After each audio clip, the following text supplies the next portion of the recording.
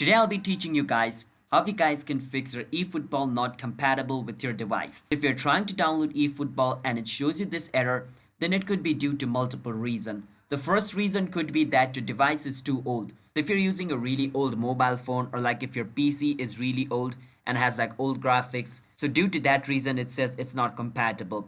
But let's say you have latest phone or like phone which has 4 GB RAM and it runs basic games like Clash of Clans and other games, but it doesn't run eFootball. So in that case, what you need to do is this. Make sure to check if there is storage on your phone, because eFootball takes up around 5 GB of your phone's storage.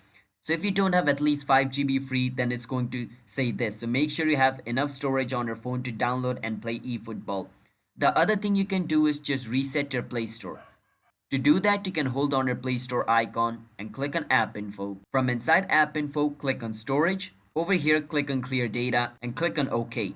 Once you clear the data of your Google Play Store, it's going to ask you to relog in into your Google account.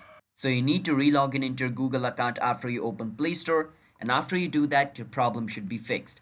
That is how you guys can fix this device isn't compatible problem for eFootball. Hit the subscribe to our channel How to Guide for future videos like this. I'll see you guys next time.